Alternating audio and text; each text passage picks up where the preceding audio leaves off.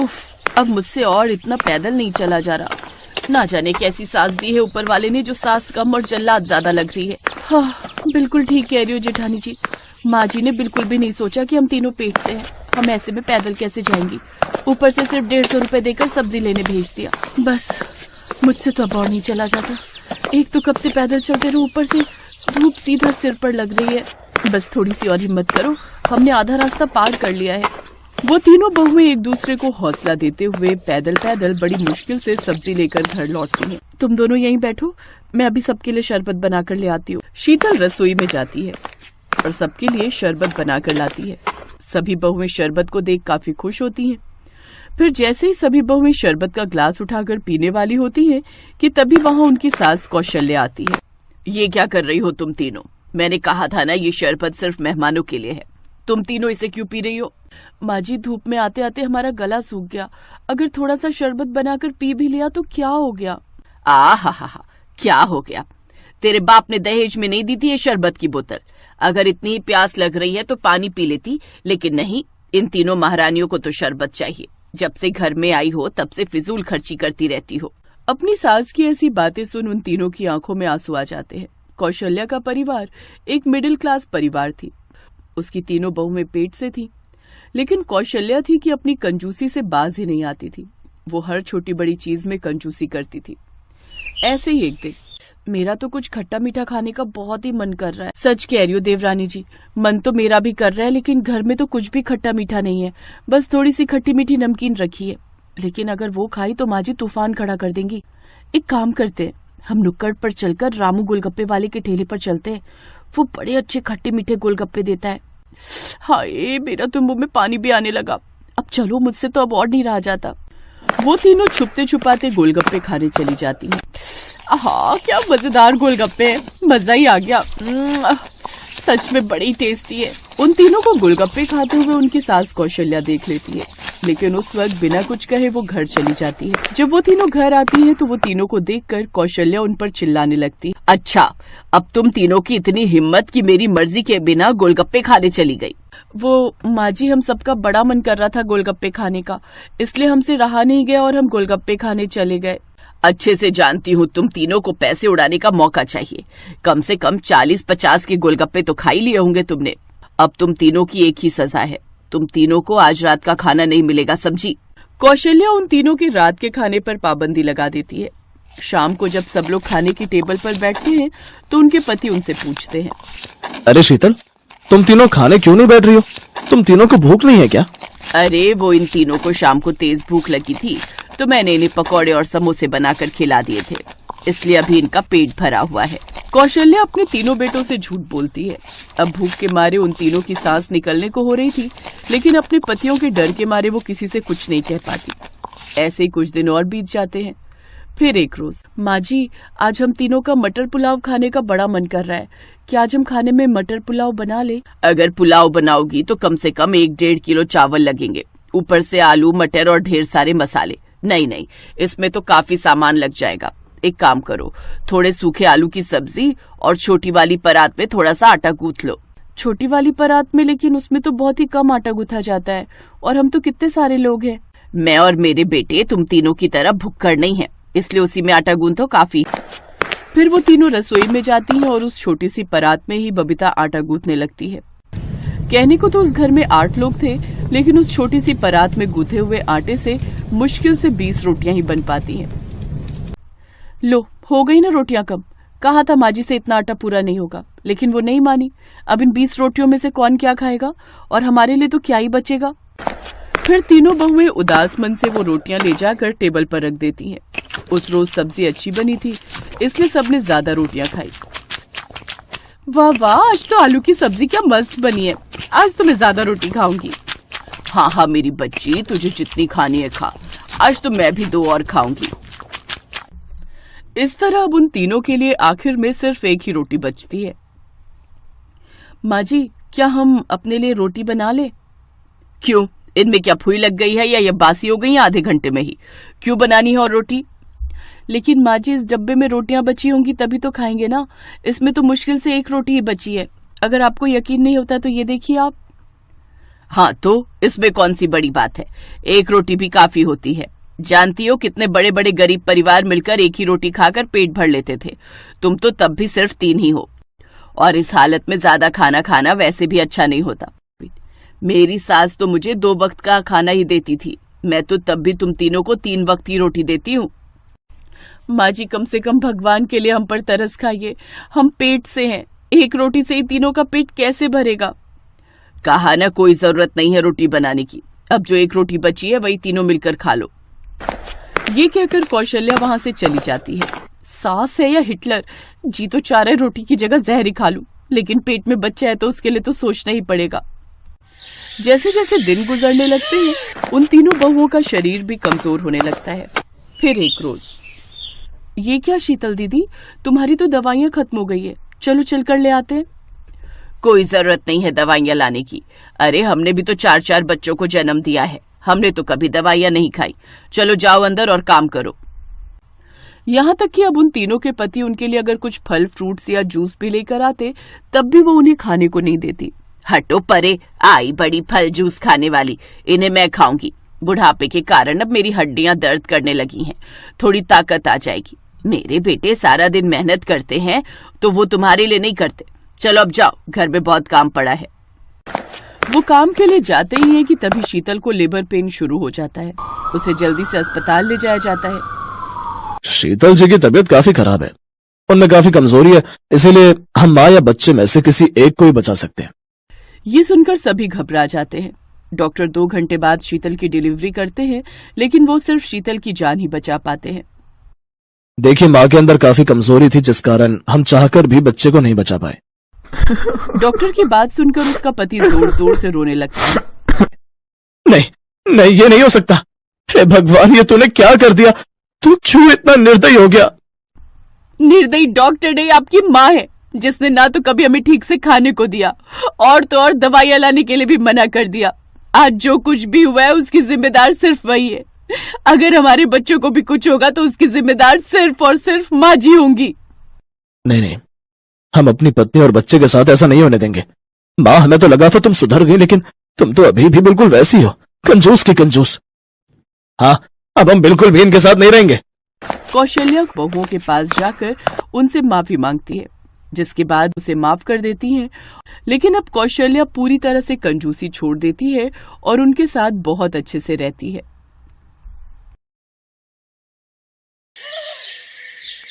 सुहानी एक गरीब परिवार की लड़की थी। मोहित से लव मैरिज के बाद वो अब एक अमीर परिवार की बहू बनकर आई थी। सुहानी की सास संध्या देवी बहुत ही कंजूस स्वभाव की थी और कंजूसी करने का कोई भी मौका वो हाथ से नहीं जाने देती थी। ये 20-20 रुपए के लिफाफे ठीक रहेंगे दिवाली पर इन नौकरों को देने के लिए। माँ जी, इन लिफाफों के साथ मिठाई का डिब्बा रखना है। क्यों, तेरी माँ मिठाई के डिब्बों के पैसे भिजवा रही है क्या, जो मिठाई देने के लिए तू बोल रही है? ओ पार्वती, ये रसोई में से क्या ले जा रही है? मालकिन, ये आलू प्याज खराब हो गए हैं तो फेंक रही थी। इतने महंगे आलू प्याज तू फेंकने जा रही है? इधर दिखा, ये ऊपर से छील कर इस्तेमाल कर, फेंकने की जरूरत नहीं है। पार्वती, ये लो ताजे आलू प्याज और इनकी सब्जी बना लो, पर माँ जी को नहीं बताना कि मैं खरीद कर लाई हूँ, उनका भी मान हो जाएगा और तुम भी स्वादिष्ट सब्जी बना लोगी। भाभी जी, आप हम नौकरों से भी कितना लगाव रखती हो। ये मालकिन इतनी तेज आवाज में किसे गुस्सा हो रही हैं? मतलब तू अब अपनी माँ की बीमारी का बहाना बनाकर गांव जाना चाहता है और मैं तुझे 5,000 रुपए उधार दे दूं और तू लौट कर नहीं आया तो मेरे तो 5,000 रुपए मिट्टी हो जाएंगे ना। नहीं मालकिन, जैसे ही माँ की तबीयत ठीक होगी मैं तुरंत लौट आऊंगा। नहीं, फालतू पैसे तो मैं तुझे नहीं दूंगी, मुझे विश्वास नहीं है तुम नौकरों पर। हाँ, 15 दिन इस महीने तूने जो काम किया है उसके जो पैसे बनते हैं वो ले ले। संध्या, रामू पिछले 15 साल से हमारे पास नौकरी कर रहा है, हम उसे 5,000 रुपए दे भी देंगे तो क्या बिगड़ जाएगा है? अरे कौन सा हमारी तिजोरी खाली हो जाएगी, बल्कि उस बेचारे की परेशानी दूर हो जाएगी। बस तुम्हारी ही कमी थी। एक तो पहले ही तुम्हारा लाडला बेटा लव मैरिज करके एक गरीब घर की लड़की उठा लाया है, अब तुम नौकरों को रुपए बांटकर खुद को भी भिखारी बना दोगे। 1 रुपया भी तिजोरी में कम हुआ तो मुझसे बुरा कोई नहीं होगा। रामू निराश होकर रसोई में आ जाता है। रामू भैया, ये लो, मेरे पास 3,000 रुपए हैं, आप ये मेरी तरफ से रख लो, आपके कुछ तो काम आ ही जाएंगे। भाभी जी, आपका दिल सचमुच बहुत बड़ा है, आपका बहुत बहुत शुक्रिया। मैं गांव से वापस आते ही आपके ये पैसे लौटा दूंगा। हाँ नहीं रामू भैया, ये पैसे लौटाने की कोई जरूरत नहीं है। आप सारी चिंताएं छोड़कर गांव जाकर अपनी माँ जी की सेवा करो।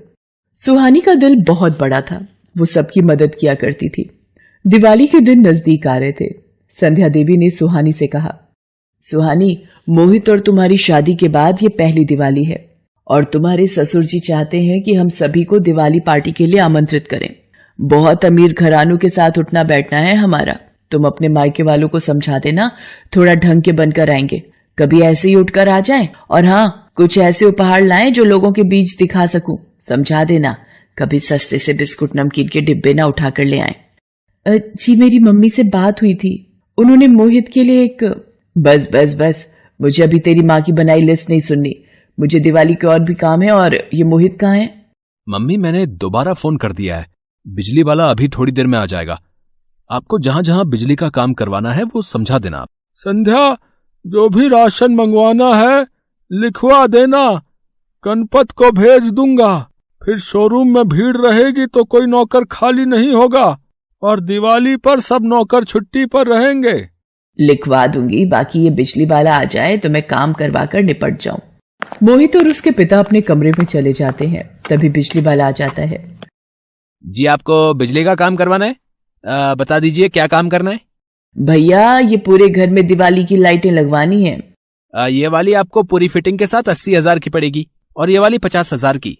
अरे भैया, लाइटें तो कोई सी भी लगा लो, सभी जगमग करती हैं। सबसे सस्ती वाली कौन सी है?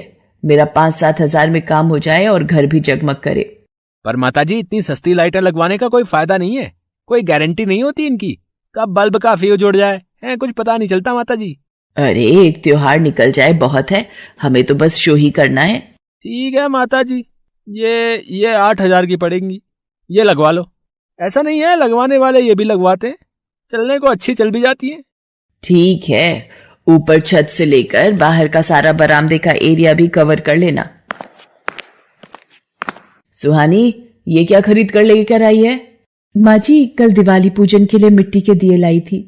अरे सुहानी बहू, हम अमीर लोग ये मिट्टी के दिए नहीं जलाते, ये तुमने अपने घर में जलाए होंगे। अब मॉडर्न जमाना है, चमकती लाइट से ही दिवाली पर शो आती है, इन मिट्टी के दियों से नहीं। सुहानी मिट्टी के दिए लेकर कमरे में चली जाती है। बिजली वाला दिवाली की लाइटों की फिटिंग कर जाता है।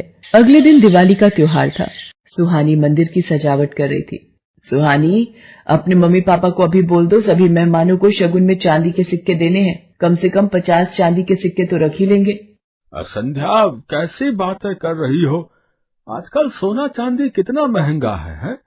कम से कम 1,000 या उससे ऊपर का एक सिक्का है। तुम बेचारों को क्यों बोझ दे रही हो? पापा सही कह रहे हैं मम्मी।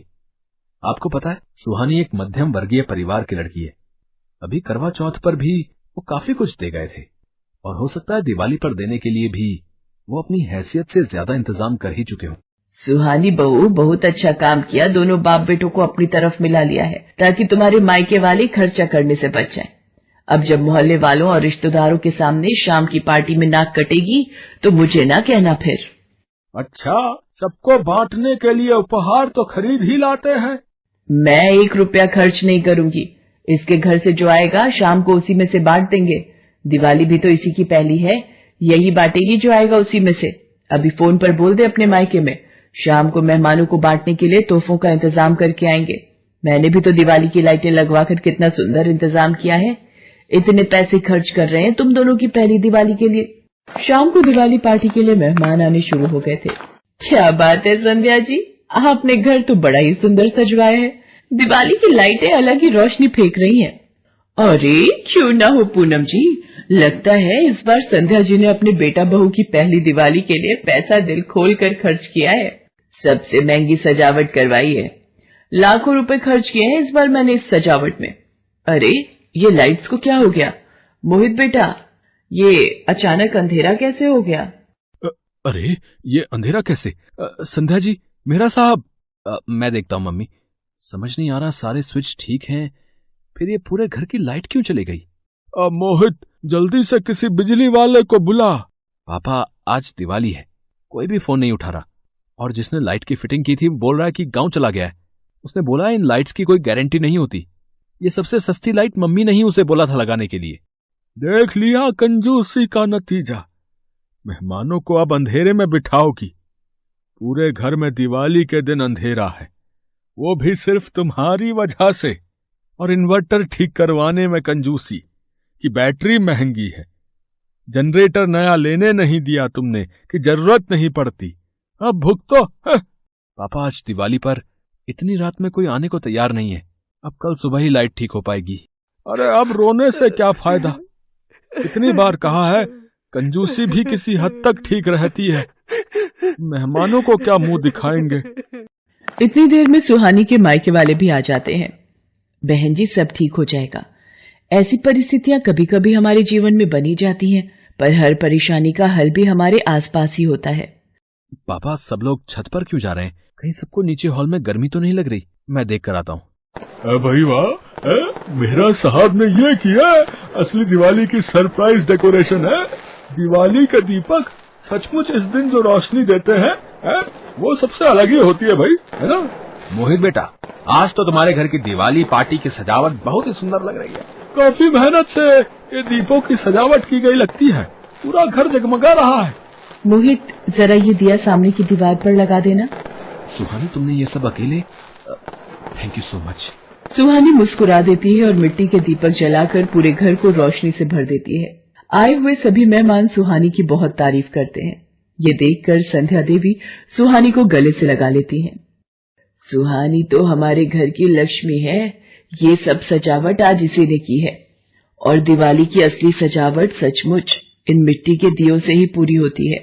दिवाली तो है ही दीपों की रोशनी का त्योहार, क्योंकि इसी दिन भगवान रामचंद्र जी 14 वर्ष का वनवास काटकर अयोध्या नगरी वापस लौटे थे और उनके स्वागत की खुशी में प्रजा ने दीप जलाकर उनका स्वागत किया था। आज मेरे घर की लक्ष्मी ने इस घर को दीपों की रोशनी से सजा दिया। सब लोग दिवाली पार्टी का आनंद उठाते हैं और संध्या देवी को अपनी भूल का एहसास होता है। उस दिन के बाद वो अपना स्वभाव बिल्कुल बदल देती है और फिर कंजूस सास और गरीब बहू की दिवाली में सारे भेदभाव मिट जाते हैं।